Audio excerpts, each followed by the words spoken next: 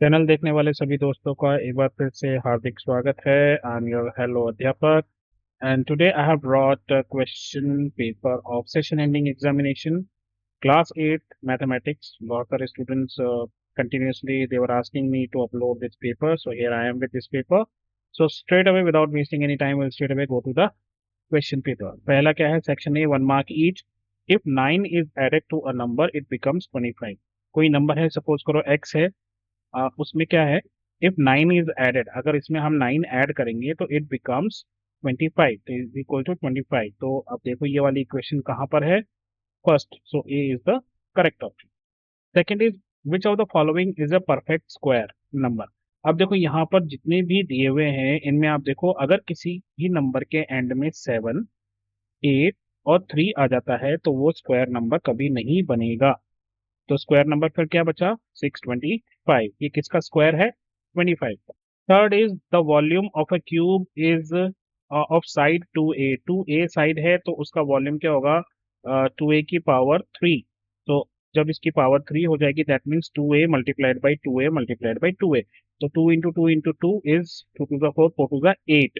तो 8 और a की पावर 3। तो I think this C is the correct option. उसके बाद फोर्थ है the sum of x y, x plus y and y plus x y is. क्या sum होगा? तो ये एक्स वाई और ये एक्स वाई मिलकर हो जाएंगे 2xy, और ये y और ये y मिलकर हो जाएंगे 2y, और x रह गया अकेला। तो x अकेला है, y 2y और xy भी 2y है। तो यहाँ पे सी इज द ऑप्शन। यहाँ पे 2xy plus x plus 2y। Fifth is the area of the quadrilateral is. अगर आप देखो इस quadrilateral A B C D को हमने इस तरीके से डिवाइड किया है कि यहाँ पर दो ट्राइंगल बने हैं। एक बना है ए बी सी ट्राइंगल और एक बना है ए बी सी ट्राइंगल। दोनों का बेस ए सी है। यहाँ पर परपेंडिकुलर 1 दे रखा है तो इसका एरिया क्या हो जाएगा? ट्राइंगल का 1/2 बेस इंटू हाइट, और इस वाले ट्राइंगल का भी एरिया हो जाएगा 1/2 बेस इंटू हाइट। तो 4 1 4 और उसका आधा करेंगे तो 2 सेंटीमीटर स्क्वायर एरिया आ गया इसका। और 4 2 8, 8 का हाफ करेंगे तो 4, तो 4 सेंटीमीटर इसका आ गया, तो दोनों का मिलाकर हो गया 6 सेंटीमीटर स्क्वायर। तो A is the correct option, 6 centimetre square. आगे बढ़ते हैं। सिक्स क्वेश्चन क्या है? -2 की पावर -5 इंटू -2 की पावर 6 इज इक्वल टू। तो ये नेगेटिव पावर है, इसको पॉजिटिव करेंगे तो ये डिनोमिनेटर में चला जाएगा। तो ये इसको कैसे लिखेंगे? -2 की पावर 6 और डिनोमिनेटर में आ जाएगा -2 की पावर 5। अब इसका क्या मतलब हुआ कि न्यूमरेटर में 6 बार -2 है और डिनोमिनेटर में 5 बार -2 है। तो 5 बार और 5 बार कैंसिल हो गए तो पीछे कितना बचा? -2। So I think B is the correct option. इसके बाद अगर हम इसको देखें 0.00001275 इज इक्वल टू, इसको हमें लिखना है स्टैंडर्ड फॉर्म में। तो पॉइंट यहाँ पर आएगा, ठीक है, 1.275। अब ये कितना डिजिट है? 1 2 3 4 एंड 5, तो 10 की पावर -5 आ जाएगा। तो this A is the correct option. Eighth is if the cost of 1 kg sugar is 18 then what would be the cost of 3 kg। लो जी, 1 किलो 18 की है तो 2 किलो 36 की हो गई और 3 किलो 54, 18 3 54 रुपीज की हो गई। If 8 women can do a piece of work in 20 days, how many days would 20 women do the same work? Okay, ये इनवर्स प्रोपोर्शन आ गया। क्यों? क्योंकि अगर औरतें कम होंगी तो दिन ज्यादा होंगे, और अगर औरतें ज्यादा लगेंगी काम करने पर तो दिन कम होते जाएंगे। और इनवर्स प्रोपोर्शन को हम कैसे सॉल्व करते हैं? आप ऐसे कर सकते हैं, x1/x2 इस तरीके से लिख लीजिए, और will be equal to, inverse है तो ऊपर आ जाएगा y2/y1। अब ये अगर कभी प्रॉब्लम हो कि x1 क्या है x2 क्या है, तो ध्यान रखना एक ही तरह की चीजें x1 और x2 होंगी। जैसे यहाँ पर ये 8 विमेन, और जो भी विमेन हम यहाँ पर ढूंढ रहे हैं वो x1 और x2 हो जाएगी, और जितने डेज हैं वो y2 और y1 हो जाएंगे। तो जब आप इसको इस तरीके से करोगे तो इस तरीके से हम इसको लिख पाएंगे 8/20 इज इक्वल टू y/20। तो ये क्या है? ये है 8 विमेन और ये क्या है? 20 विमेन। यहाँ पर हमें नंबर ऑफ डेज निकालना था और ये है 20 डेज जब 8 औरतें काम कर रही हैं। अब ये 20 और ये 20 कैंसिल आउट हो गए। आप सोचोगे सर डिनोमिनेटर से क्या डिनोमिनेटर कैंसिल आउट हो जाता है? हाँ, हो जाता है, क्योंकि ये 20 यहाँ आकर मल्टीप्लाई होगा तब भी 20 और 20 आपस में कैंसिल आउट हो जाएंगे। तो y2 की वैल्यू क्या आ गई? 8। तो इसका मतलब है कितने दिन होंगे? 8 डेज। तो ये आ गया आपका B is the correct answer. के बाद टेंथ है the common factor of 24x power 3 y power 4 36x power 4 z power 4 48x power 3 y square z is. अब पहले तो आप जो कोफिशिएंट से इनका निकाल लो 24 36 और 48। तो ये तीनों किसके टेबल में आ रहे हैं? ये आ रहे हैं 12 के टेबल में। 12 2 जा 24, 12 3 जा 36, 12 4 जा, तो 12 आ गया। और 12 का यहाँ पर एक ही है ना? तो this should be the correct answer. वैसे भी अगर आप देखना चाहो तो यहाँ पर एक्स क्यूब है, ठीक है, यहाँ पर वाई 4 है लेकिन यहाँ वाई नहीं है, तो अगर वाई है ही नहीं एक जगह तो फिर वो कॉमन नहीं निकल सकता, राइट। और z जो है वो यहाँ पर है लेकिन यहाँ पर है तो z नहीं है, तो z भी नहीं निकल सकता, तो एक्स क्यूब, यहाँ से एक्स क्यूब और यहाँ से एक्स क्यूब निकलेगा। So correct answer is 12x cube. चलिए सेक्शन बी की तरफ चलते हैं। ये 2 मार्क्स वाले क्वेश्चन है। सॉल्व करना है हमें 4z plus 3 is equal to 6 plus 2z। हम क्या करेंगे, z वाले एक तरफ ले लेंगे और जो न्यूमेरिकल वैल्यूज है उनको एक तरफ ले लेंगे, कुछ इस तरह से। तो ये 4z माइनस 2z हमने यहाँ ले लिया और 6 माइनस 3 हमने यहाँ ले लिया। तो 4z में से 2z गए तो 2z बचे, 6 में से 3 गए तो 3 बचे। ये 2 यहाँ मल्टीप्लाई हो रहा है, वहां जाके डिवाइड हो जाएगा। तो z is equal to 3/2 is your 12th question is 72% of 25 students are interested in mathematics. How many are now? तो देखो परसेंटेज कितनी होती है, टोटल 100% होता है, राइट। अब 100% होता है तो उसमें से 72% जो है वो इंटरेस्टेड है। हमें बताना है कितने इंटरेस्टेड नहीं है, तो 100 में से 72 अगर माइनस करोगे तो कितना आएगा, 28%। तो 28% जो है वो इंटरेस्टेड नहीं है, तो हम इन 28% निकाल लेंगे किसका, 25 का, और वो हमारा आंसर आ जाएगा। तो इसका बड़ा सिंपली से आप इसको ऐसे कर सकते हो कि जो नॉट इंटरेस्टेड है वो कितना है, 28%। और फिर 28% निकालोगे आप 25 का, तो 28% कैसे निकालेंगे, 28/100 किसका, 25 का निकालना है, तो इंटू 25। तो जब आप इसको मल्टीप्लाई करोगे तो 25 के टेबल से ये 100 गया 4 बार, 21 5 जा 25, और ये 4 टाइम्स ये गया, 4 1 जा 4, 4 7 जा 28। तो कितने स्टूडेंट्स है जो इंटरेस्टेड नहीं है, 7। 13th क्वेश्चन है, find the square root of 9604। अच्छा, हम क्या करते थे जब स्टूडेंट थे, तो हम पहले इसको नैरो डाउन कर देते थे। नैरो डाउन का मतलब कि इसको हम दो नंबरों पर लाकर रख देते थे जब भी स्क्वायर रूट निकालना होता था, कि या तो ये इसका स्क्वायर रूट है या ये इसका स्क्वायर रूट है। वो कैसे निकलता है वो देखिए। यहाँ पर सबसे पहले आप ये जो पहले दो डिजिट नंबर हैं इनको देख लीजिए, क्या है ये है 96। अच्छा, अब मैं क्या करूंगा, पहले मैं 9 का स्क्वायर निकालूंगा। 9 का स्क्वायर हो जाएगा जी 81, और फिर 9 के बाद 10 का निकालूंगा। 10 का स्क्वायर हो जाएगा 100, करेक्ट। तो अब ये जो है 96, ये 81 और 100 के बीच में है, तो यानी कि ये 10 का स्क्वायर तो नहीं हो सकता, तो ये 9 का स्क्वायर होगा। तो जो दो डिजिट हमें ढूंढने हैं उनमें से एक हमने ढूंढ लिया, 9। अब आप इसका लास्ट ये वाला डिजिट देखिए, यूनिट डिजिट जो वंस डिजिट है, ये है 4। अब 4 जो है किस किस को मल्टीप्लाई करने पर आता है, तो एक तो 2 2 जा अगर हम करेंगे तो 4 आएगा, करेक्ट। 2 2 जा 4 आ जाएगा। और एक हम करेंगे अगर 8 8 जा 64, 8 8 जा 64, राइट। तो भी हमारा जो है वंस डिजिट 4 आ जाएगा। तो इसका मतलब है या तो ये नंबर 92 है या फिर ये नंबर 98 है। इन दोनों में से किसी एक का ये स्क्वायर होगा।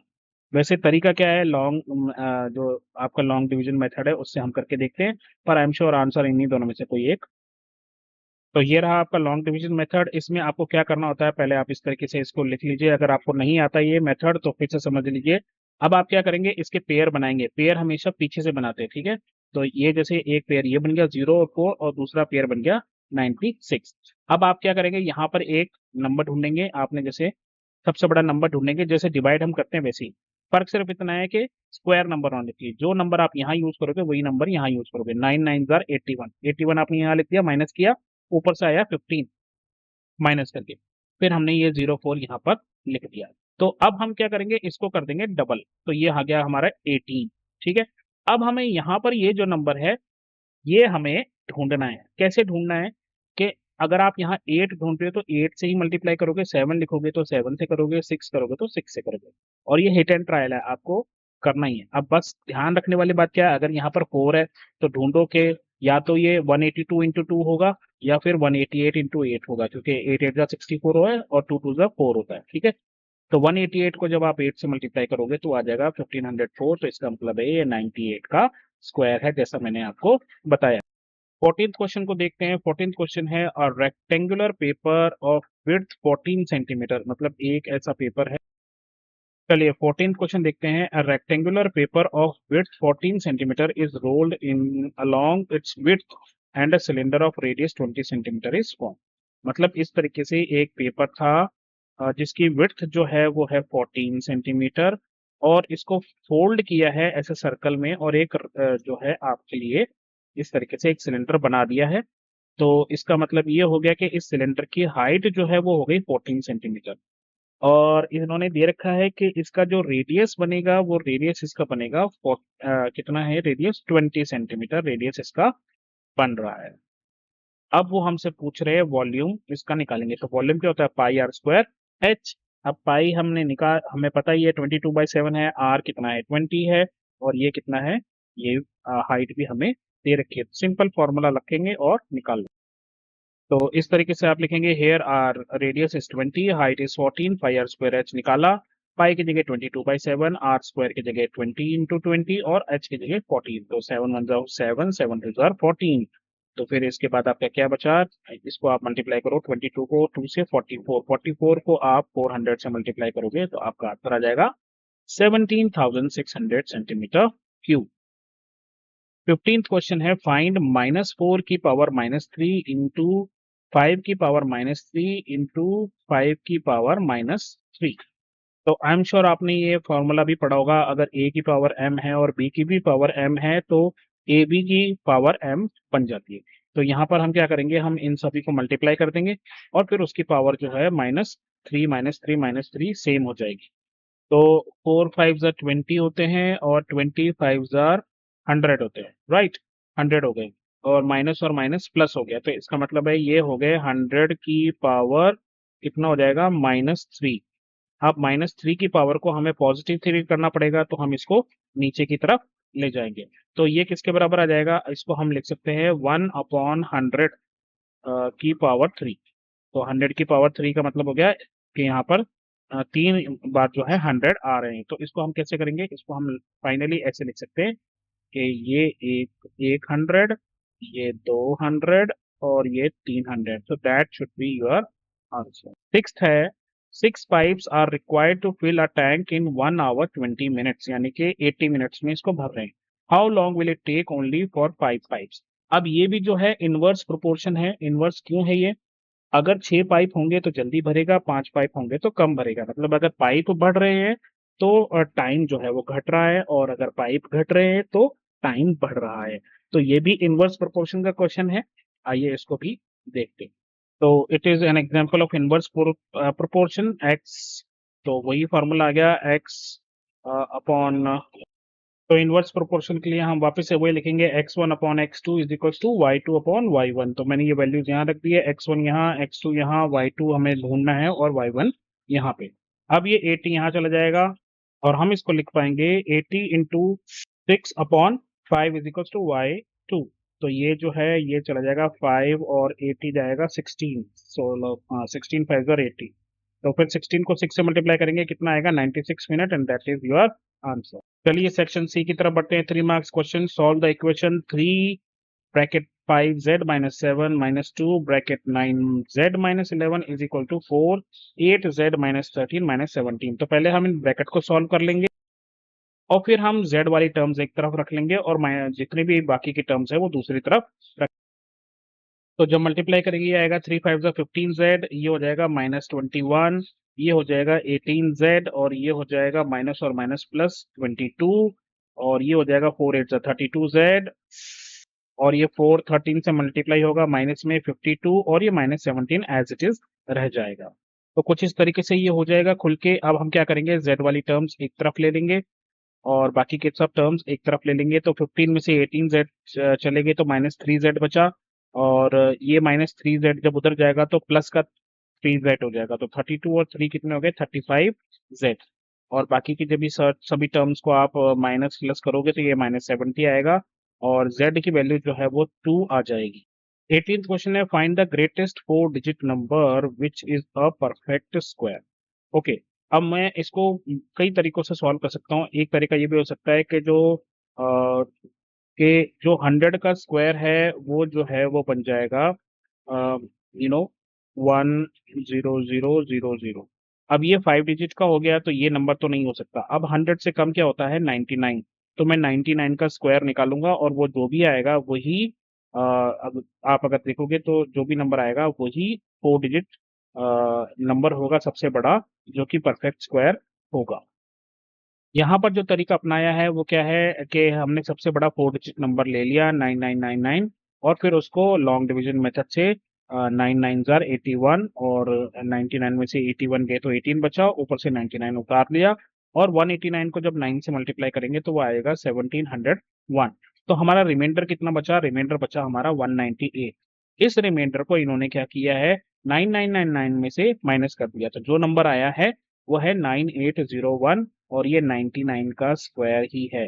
तो मैंने जैसा कहा था आपको, आप वैसे भी कर सकते हैं और इस तरह से भी कर सकते हैं और 99 का स्क्वायर जो है वो 9801 ही होगा। 19th क्वेश्चन है divide 293 by ones tens 100 1000 10,000 lakh 10 lakh by 10 lakh and express the result in standard form. तो आप इसको ऐसे लिख लेना 293 बाय जो है 10 लाख, इस तरीके से लिख के और फिर हम इसको स्टैंडर्ड फॉर्म में लिखेंगे, ये नेगेटिव में इसकी पावर जाएगी। तो ये देखिए मैंने यहाँ लिख दिया 293 अपॉन 10 लाख लिख दिया। अब ये 03 की जगह 3 आ जाएगा, इस 0 की जगह 9 आ जाएगा, इस 0 की जगह 2 आ जाएगा, ये आ गया और फिर पीछे कितने बचे 30। तो 1 2 एंड 3 0 आ गए और पॉइंट लग गया 1 का। तो ये आ गया 0.00030 एंड 293। अब जब हम इसको स्टैंडर्ड फॉर्म में लिखेंगे तो यहाँ पर आएगा आपका पॉइंट 2 और 9 के बीच में। तो ये कितने हो गए 3 और 1 4। तो 10 की पावर कितनी हो जाएगी -4। तो नंबर हो गया आपका 2.93 into 10 raise to the power minus. आगे बढ़ते हैं, आगे है इसमें 20th question. Roshni used to put all the money she got from her parents and grandparents during festivals in her piggy bank. She was always very fond of saving money. Once she thought of buying a doll for her cute sister. She guessed she had enough money in her piggy bank. So one day she broke it open. She found that she had only two types of coins. Coins of 5 और 10 रुपए का coin उसके पास थे। If she had m coins of 5, यानी कि 5 के m coins हैं, जैसे किसी के पास 5 के 10 coins हो सकते हैं तो उसके पास m coins है और n coins of ₹10, then answer the following question। अब हमें क्या करना है, पहला है right an expression which shows that total amount she had in her piggy bank. तो 5 के m है और 10 के n है, तो ये हो जाएंगे 5m और ये हो जाएंगे, इसकी वैल्यू कितनी हो जाएगी 10n। तो टोटल मनी कितनी हो गई 5m प्लस 10n, यही एक्सप्रेशन हो गया फर्स्ट वाले का। If her brother to had saved m coins of 2, तो ये हो गए 2m coins and n coins of 5, तो ये हो गए 5n इसकी value. Then write the expression which shows the total amount he had. तो इसका क्या हो जाएगा 2m plus 5n। Their mother was feeling proud of her children and she felt that she had inculcated good values in them. She observed something interesting. It was that her salary was exact product of both their contribution. Write an expression to show her salary। दोनों की salary का दोनों की जो भी इनकी saving है उसका प्रोडक्ट, यानी कि this whole multiplied by this whole. तो ये एक बाइनोमियल से मल्टीप्लाई होगा और मल्टीप्लाई करने के बाद जो एक्सप्रेशन बनेगा वो उसकी सैलरी होगी। तो फर्स्ट एक्सप्रेशन लिख लिया, सेकंड लिख लिया, तो अब हम इन दोनों को मल्टीप्लाई कर देंगे 5m प्लस 10n और 2m प्लस 5n। तो पहले 5m जो है पूरे ब्रैकेट से मल्टीप्लाई होगा यहाँ पे, फिर जो 10n है वो पूरे ब्रैकेट से मल्टीप्लाई होगा यहाँ पे, फिर 5 और 5 टू द 10 और ये हो जाएगा 10m स्क्वायर, फिर ये 5 इंटू 5 25mn, इसी तरीके से ये हो जाएगा 20mn और ये हो जाएगा 50n स्क्वायर। अब ये mn और mn लाइक टर्म्स हैं, ये दोनों प्लस हो जाएंगे 45, तो आपका एक्सप्रेशन बनेगा 10m square plus 45mn plus 50n square. इसी के साथ और में एक और पार्ट है, simplify the expression, find the values when a is equals to 5 and b is equals to -3। तो एक एक्सप्रेशन हमें दे रखा है 2 bracket a square plus ab plus 3 minus ab, ठीक है, ये दे रखा है। अब क्या करना है, इसमें a की जगह लिखना है 5 और b की जगह लिखना है -3 और फिर इसको सॉल्व कर लेना है सिंपल। तो ये रहा एक्सप्रेशन। अब हमने इसको क्या किया 2a square plus 2ab plus 3 minus ab, तो 2ab में से एक ab चला गया तो ab बचा, तो एक्सप्रेशन क्या बचा 2a square plus ab plus 3। अब क्या करेंगे, a की जगह लिखेंगे 5 और b की जगह लिखेंगे -3। तो 5 का स्क्वायर कितना हो जाएगा 25, 25 को 2 से किया तो 50 और 5 3 जा 15, तो 50 में से 15 गए तो बचे 35, 35 में 3 प्लस किए तो आया आपका आंसर 38। उसके बाद 21st क्वेश्चन है, the following graph line graph shows the yearly sales figures for manufacturing company, और ये सेल जो है ये है करोड़ों में, ठीक है, और यहाँ पर दे रखे हैं ईयर्स 2002 से लेके 2006 तक। तो ये है 4 करोड़ 2002 में, और 3 में है ये कितना है 7 करोड़, फिर ये है 6 करोड़, ये है 10 करोड़ 2005 में, और 6 में है 8 crore. What were the sales in 2002? 2002 में है जी 4 करोड़। उसके बाद 2006 में 2006 में है जी 8 करोड़, ठीक है। सेकंड क्या है, व्हाट वर द सेल्स इन 2003? 2003 में सेल्स हमने बताई कितनी है 7 करोड़, और 2005 में कितनी है ये है 10 crore. Compute the difference between the sales in 2002 and 2006। 2002 में कितनी है 4, और 2006 में है 8, तो 8 में तो 4 गए, 4 करोड़ की सेल इनकी है। आगे बढ़ते हैं, और में एक और क्वेश्चन है उसको भी देख लेते हैं। Draw the graph for the distance travelled by a car using the following tables.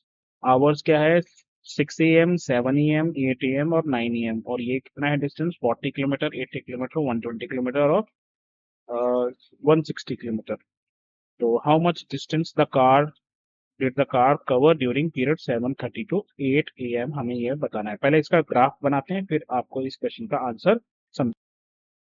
तो ये बनाया हुआ है ग्राफ, चलो मैं इसको थोड़ा सा बड़ा करता हूँ ताकि आपको ये आसानी से दिख। आई होप अब ये आपको दिखाई दे रहा होगा। तो 6 AM जो है 40 किलोमीटर है, तो यहाँ पर मैंने जो यूनिट लिया है वो 20 किलोमीटर का लिया है, 20, 40, 60, 80, 100, 120, 140, ठीक है। और इस तरफ तो टाइम जो दे रखा है वो दे ही रखा है। 6 AM जो है 40 आ गया, 7 AM जो है वो 80 आ गया, 8 AM जो है वो 120 आ गया, और 9 AM जो है वो 160 किलोमीटर आ गया। इस तरीके से ये बना हुआ है। क्वेश्चन हमसे पूछा है 7:30 से 8:30 बजे के बीच में कितना किया। तो ये 7:30 से 8:30 यहाँ पर इस तरीके से आ जाएगा, ठीक है। तो ये कितना हो जाएगा 7:30 बजे, ये 100 किलोमीटर पे थे तो 100 से, और ये कितना है 120, तो कितना किलोमीटर गए जी 20 किलोमीटर का इन्होंने डिस्टेंस कवर किया है। 22nd देखते हैं, observe the following temperature time graph and answer the related questions. कोई 3 आपको करने हैं, यहाँ पर इन्होंने 4 दे रखे हैं, हम चारों ही करेंगे चलो। तो टेम्परेचर यहाँ दे रखा है, इन्होंने यहाँ पर एक किंक लगा रखा है। इस किंक का मतलब ये होता है जब हम किसी ग्राफ को ब्रेक करना चाहते हैं। जैसे यहाँ पर इन्होंने क्या ले रखा है, 1-1 डिग्री फ़ारेनहाइट का ले रखा है। तो अगर हम 1-1 डिग्री का बनाएंगे तो 0 से लेके 97 तक का जो ग्राफ बनाएंगे वो तो फिर पहुंच गया चाइना। इसीलिए इस किंक को लगाते हैं कि हम ये किंक है, यहाँ पर हम टेम्परेचर की बात नहीं कर रहे हैं, हम 98 से स्टार्ट कर रहे हैं। तो 98, 99, 100, 101 डिग्री फ़ारेनहाइट, 102, 103 एंड 104। और यहाँ पर भी इन्होंने जो है आवर्स दे रखे हैं, तो 1 से लेके 6 आवर्स तक इन्होंने छोड़ दिया है, उसका कोई लेना देना नहीं है, इसलिए इन्होंने यहाँ पर किंक लगा दिया। तो 7 आवर्स, 9 आवर्स, 11, 13, 15, 17, 19 एंड 21। तो ये इस तरीके से दिखा रहा है। ये 98 डिग्री जो है ये 7 आवर्स पे है, और 100 डिग्री जो है ये 9 आवर्स पे है, और इस 101 डिग्री इज नहीं, ये है दिस 103 डिग्री 11 पे है, और 104 डिग्री इस पे है। चलिए हम तो क्वेश्चन सॉल्व करते हैं। At what time is the temperature maximum? तो मैक्सिमम किस टेम्परेचर बताइए, कौन सा टाइम है? इट इज 13 आवर्स, ठीक है। What is the difference of temperature at 7 hours and 21 hours? 7 hours पे कितना है 98, और 21 आवर्स पे कितना है 98, तो कितना डिग्री का फर्क आ गया जी 0 डिग्री फ़ारेनहाइट का फर्क है इन दोनों के बीच। What is the rise in the temperature 11 to 13? 11 पे कितना है 103, 13 पे है 104, तो कितना डिग्री 1 डिग्री फ़ारेनहाइट जो है टेम्परेचर राइज हुआ है। उसके बाद 103 डिग्री फ़ारेनहाइट टेम्परेचर किस टाइम पर है हमें बताना है। 103 किस टाइम पर है 11 आवर्स पे है। तो ये पूरा क्वेश्चन हो गया। चलिए बढ़ते हैं सेक्शन डी की तरफ। A scooter was bought for at ₹42,000। It's depreciated at the rate of 8% per annum, मतलब उसकी कीमत हर साल जो है वो 8% कम होती जा रही है। मतलब इस साल अगर 100 रुपए थी तो अगले साल 8 रुपए कम होकर 92 रुपीज रह जाएगी। Find the value of the 1 year. तो आप क्या करो, बहुत सारे तरीके हैं इसको करने को। एक तो अमाउंट वाला फॉर्मूला है, amount is equals to one principal plus one minus rate करके करो। या फिर आप क्या करो, आप इसका 8% निकाल लो। क्यों? क्योंकि ये सिर्फ एक ही साल का है, तो हमें एक ही बार कैलकुलेशन करनी है। इस फॉर्मूले का फायदा तब है जब हमारे पास 2 साल 3 साल 4 साल दिया हो। एक साल में क्या ही करना है, आप 8% निकाल लो इसका और फिर उसको माइनस कर दो। तो 8% जब आप 420 का निकालोगे, आई मीन 42,000 का निकालोगे, तो वो अप्रोक्सीमेटली आएगा 3360। तो फिर आप क्या करो, ये 3360 जो है वो 42,000 में से माइनस कर दो, तो आपका आंसर आएगा 38,640। तो आप इस तरीके से भी कर सकते हो और दूसरे तरीके से तो होगा। ये रहा दूसरा तरीका जिसमें वो अमाउंट वाला था, तो अमाउंट यहाँ पे लिख दिया, वन माइनस 8/100 कर दिया। तो यहाँ 100 में आप जब आप एलसीएम लोगे ऊपर 100 आ जाएगा, 100 में से 8 गया 92 92। तो ये 2 जीरो और 2 जीरो कैंसिल आउट हो जाएंगे, तो आप 420 को 92 से मल्टीप्लाई करोगे तो डायरेक्ट आपका आंसर इस तरह से भी निकल सकता है। तो दोनों ही तरीके आसान है, आपको जो ठीक लगे आप उससे कर लो। उसके बाद 24th क्वेश्चन है, subtract 3a bracket a plus b plus c minus 2b bracket a minus b plus c from 4c bracket minus a plus b plus c। तो पहले तो हम इन सबको मल्टीप्लाई कर लेंगे, राइट।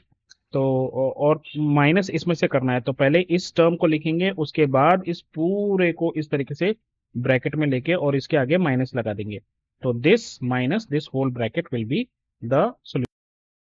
कुछ इस तरह से ये हमने पहले पूरा ब्रैकेट लिख दिया और फिर माइनस लगाया और इस पूरे ब्रैकेट को बड़े वाले ब्रैकेट में ले लिया पूरे सूट को। तो अब ये जो है, आप इसको पहले अंदर ब्रैकेट को सॉल्व करो, तो 3a into a 3a² 3a into b 3ab 3ac minus 2ab minus और माइनस प्लस 2b² और माइनस और प्लस माइनस हो जाएगा 2bc आ गया ये यहाँ पे। ठीक है। उसके बाद क्या करेंगे हम, यहाँ पर जो भी लाइक टर्म्स हैं उनको प्लस माइनस कर लेंगे। तो लाइक टर्म कौन सी है, एक 3ab और एक 2ab। तो 3ab में से 2ab गए तो कितना बचा, सिर्फ ab बचा।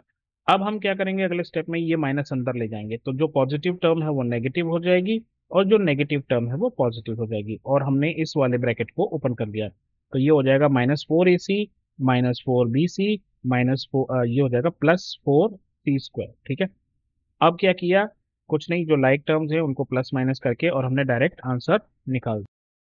तो जो स्क्वायर वाली टर्म है वो पहले लिख दी, 4c² लिख दिया, -3a² लिख दिया, -2b² यहाँ पर ये एज इट इज लिख दिए, इनमें कोई नहीं है। अब -4ac और -3ac, तो ये हो जाएगा -7ac यहाँ पर आ गया, और -ab एज इट इज आ जाएगा, और BC 2BC यहाँ पर है और 4BC यहाँ पे है, तो ये हो गए 6 टाइम्स BC। तो यही आपका आंसर। इसी का एक और क्वेश्चन है इसी के साथ में, और नहीं है यहाँ पे।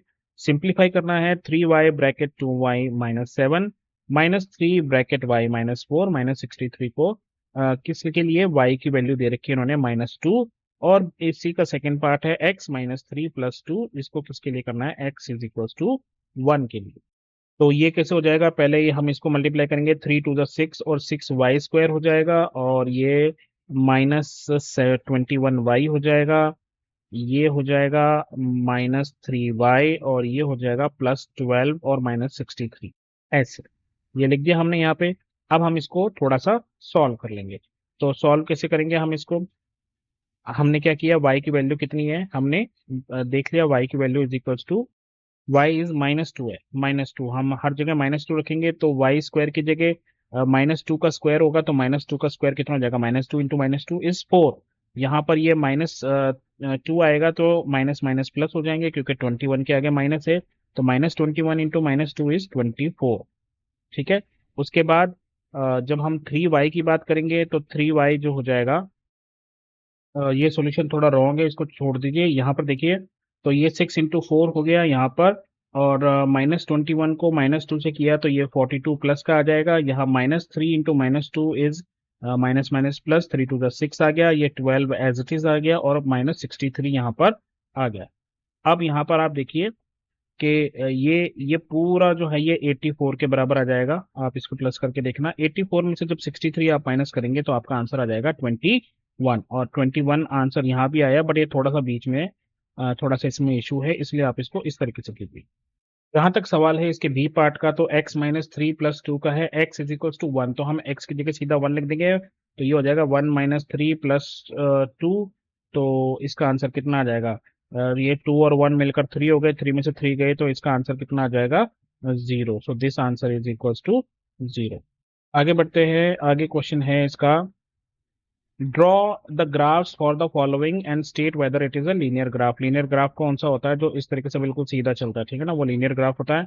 तो side of the square in centimetre two, three, 3.5, five और सिक्स दे रखा है। पेरीमीटर दे रखा है 8, 12, 14, 20 और 24। इसी के साथ में और में क्या है, draw the graph of the following and state whether it is a linear graph. Side of the square 2, 3, 4, 5, 6. Area is 4, 9, 16, 25, 36. So basically एक जैसे ही क्वेश्चन है ये। I don't know why there is और इन बिटवीन देम क्वेश्चन, तो एक ही आपको जो है ग्राफ ही क्रिएट करना है दोनों का। चलिए हम इन दोनों का ग्राफ बनाते हैं और फिर देखते हैं इनमें से क्या कोई लीनियर ग्राफ है या। तो ये रहा पहला ग्राफ और ये रहा दूसरा ग्राफ। आप जब इनके पॉइंट्स देखेंगे तब आपको समझ में आ जाएगा। यहाँ पर हमें दे रखा था साइड टू, थ्री, 3.5 भी दे रखा था, तो 3.5 का हमने बना रखा है, फोर, फाइव और सिक्स दे रखा था। और इस तरफ से इन्होंने पेरीमीटर दे रखे थे। तो ये पेरीमीटर, ये इसलिए मैंने ये भी यहाँ पर आपको मेंशन कर दिया ताकि आपको समझ में आ जाए, ठीक है। तो क्या ये लीनियर ग्राफ है? हाँ, ये एक स्ट्रेट लाइन बन रही है, तो ये एक लीनियर ग्राफ है। यहाँ पर अगर हम देखें तो साइड ऑफ स्क्वायर दे रखी है और एरिया दे रखा है। तो ये टू का एरिया फोर है, थ्री का एरिया नाइन है, यहाँ मैंने स्केल जो है वो फाइव की ले रखी है। और फोर फोर पे जो है वो 16 है, फाइव पे जो है 25 है, सिक्स सिक्स 36 है। तो अगर मैं इनको ज्वाइन करूँ तो क्या एक स्ट्रेट लाइन बन रही है? तो नहीं, एक स्ट्रेट लाइन नहीं बन रही है। इसका मतलब है कि ये लीनियर ग्राफ नहीं। 26 क्वेश्चन है, in a school building there are 24 cylindrical pillars. ये पिलर जो आपको दिखाई दे रही है सिलेंड्रिकल पिलर्स हैं। The radius of each pillar is 28 centimetre, radius दे रखा है। And height is 4 metre, height कितनी दे रखी है? 4 metre. Based on the above information answer the following question. Curved surface area of a pillar. Pillar क्या है? एक सिलेंडर है, तो कर्व्ड सरफेस एरिया क्या हो जाएगा? कर्व्ड सरफेस एरिया हो जाएगा आपका 2 पाई आर एच। तो ये फॉर्मूला है हमारा 2 पाई आर एच। बस ध्यान रखना कि आपका जो रेडियस है और हाइट है दोनों एक ही यूनिट में होने चाहिए। तो पहले में अपन क्या करते हैं, सी एस ए निकालते हैं और फिर उसके बाद 24 पिलर्स का सी एस ए भी हमें निकालना है सेकंड में, C S A of all 24 pillars. तीसरे पार्ट में हमें क्या निकालना है, total cost of painting all pillars. एक पर मीटर स्क्वायर की कॉस्ट कितनी दे रखी है? 8 रुपए। तो इसका मतलब है कि हमें सब कुछ मीटर में ही करना पड़ेगा। तो इसका मतलब है ये जो सेंटीमीटर है हमें इसको मीटर में कन्वर्ट करना पड़ेगा। तो ये आ जाएगा, रेडियस हमारा आ जाएगा 0.28 मीटर। इसको लेकर हम चलेंगे जब तक पॉसिबल होगा। और फोर्थ है the base area of the pillar is, या फिर curved surface area of the pillar, ये हमें निकालना है। चलो एक एक करके निकालते हैं। पहले हम फर्स्ट निकालते हैं कर्व सरफेस एरिया, फिर 24 का निकालते हैं और फिर कॉस्ट निकालते हैं। तो ये रहा curved surface area, C S is equal to 2 pi r h. तो यहाँ पर एक चीज जो हमने नोट की है वो ये कि 28 सेंटीमीटर को हमने मीटर में बदल लिया, जैसे कि मैंने आपको बताया था। तो ये किसके बराबर आ गया? 0.28 मीटर के बराबर। सी एस ए का फॉर्मूला क्या है? 2 पाई आर एच। अब इन सबको मल्टीप्लाई किया, मल्टीप्लाई करके जो आंसर आया वो आया हमारा 7.04 मीटर स्क्वायर। तो यहाँ पर करेक्ट आंसर क्या है? A is the correct answer. 24 pillars का अब 7.04 एक का आ गया, तो 24 से इसको मल्टीप्लाई कर देंगे, वो हमारा आंसर आ जाएगा। तो जब आप इसको मल्टीप्लाई करके देखोगे तो 24 इंटू 7.04, तो ये 24 इंटू 7 होता है 168। तो 168.96 आपका अप्रोक्सीमेटली आंसर आ जाएगा। थर्ड है total cost of painting the curve surface area at the rate of 8 पर मीटर स्क्वायर। अब हमें पता है टोटल एरिया कितना है, ये जी इतना है। तो इसका 1 मीटर की कॉस्ट कितनी है? 1 मीटर की कॉस्ट है 8 रुपए। तो 168.96 की कितनी हो जाएगी? वो जब हम 8 से मल्टीप्लाई करेंगे तो वो आ जाएगा, मल्टीप्लाई करके देखना आप, आंसर आएगा 1351 रुपीज एंड 68 पैसा। फोर्थ पार्ट है इसका, the base area of the pillar is. Base area हमें जो है पिलर का जो है इस तरह से जो पिलर बन रहा है इसका बेस एरिया, यानी कि ये सर्कल का जो एरिया है ये हमें निकालना है। तो ये रहा, सी ए से हमने निकाल दिया, उसके बाद कॉस्ट भी निकाल दी हमने।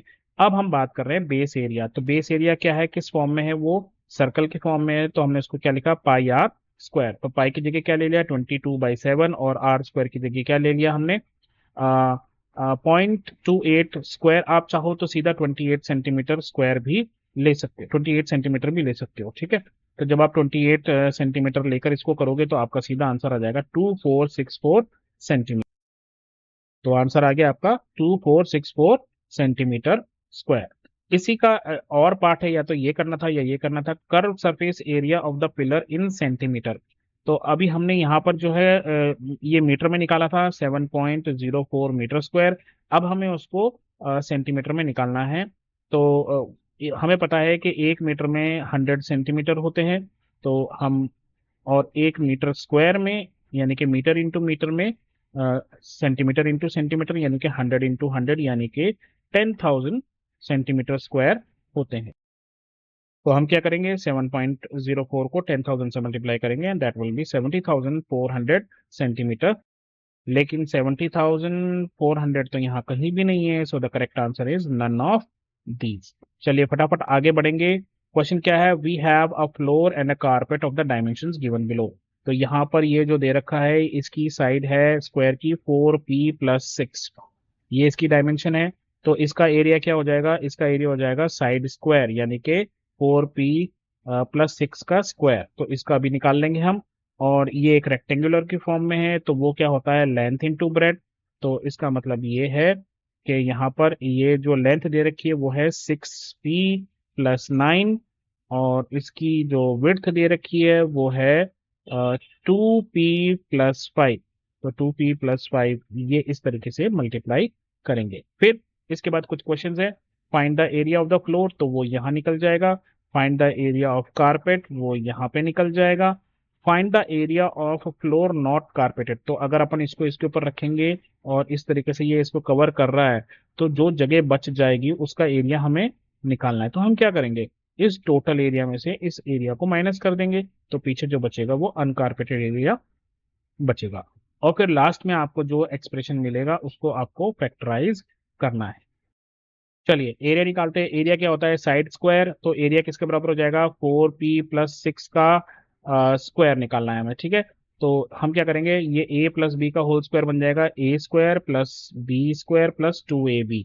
तो 4p का स्क्वायर कितना हो जाएगा, 4×4 = 16, और p का स्क्वायर 16p²। उसके बाद 6 स्क्वायर क्या हो जाएगा, 36। फिर 2 × 4 8, 8×6 = 48, 48p। तो ये आ गया एरिया हमारा, स्क्वायर एरिया। उसके बाद हमें उस कारपेट का निकालना है। तो कारपेट जो है वो रेक्टेंगल की फॉर्म में है, तो वो एरिया कैसे लिखने का, लेंथ इंटू ब्रेड्थ। तो लेंथ इंटू ब्रेड्थ क्या होगा, अब ये 6p पूरे ब्रैकेट से मल्टीप्लाई होगा, फिर 9 जो है पूरे ब्रैकेट से मल्टीप्लाई होगा। तो 6p 2p से मल्टीप्लाई होगा, 6p 5 से मल्टीप्लाई होगा, फिर 9 जो है वो वापस 2p से मल्टीप्लाई होगा, और 9 जो है 5 से मल्टीप्लाई होगा। तो 6×2 = 12, और p×p² 6p×5 6×5 = 30, और p 9×2 = 18, और p 9×5 = 45। तो अब ये 30 और 18 कितना हो जाएगा, 48p। तो आपका एक्सप्रेशन यहाँ क्या आया, 12p² +48p+45। तो ये आ गया हमारा एरिया ऑफ द स्क्वायर, ये आ गया हमारा एरिया ऑफ द रेक्टेंगल। अब हम क्या करेंगे, इस तरीके से जो हमने अभी बात की थी कि स्क्वायर में से हम क्या है, रेक्टेंगल का एरिया जो है माइनस कर देंगे, इस वाले एरिया को माइनस कर देंगे। तो ये रहा पूरा एरिया जो हमने यहाँ निकाला, राइट। और ये रहा सेकेंड वाला एरिया, इसको हम इसको माइनस कर देंगे। तो इसको जब हम माइनस करेंगे तो ये माइनस अंदर चला जाएगा, तो ये 12p² नेगेटिव, 48 नेगेटिव, और 45 भी नेगेटिव। आप क्या करेंगे, ये p² और p² एक जगह ले लिया, तो 16p² में से 12p² गया, तो पीछे कितना बचा, 4p²।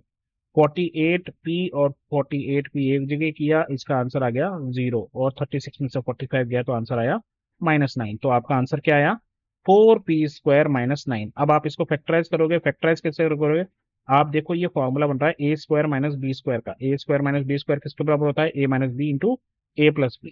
तो वो किसके बराबर हो जाएगा, वो आपका बराबर हो जाएगा 2p+3 और 2p - 3 के बराबर। That is your answer.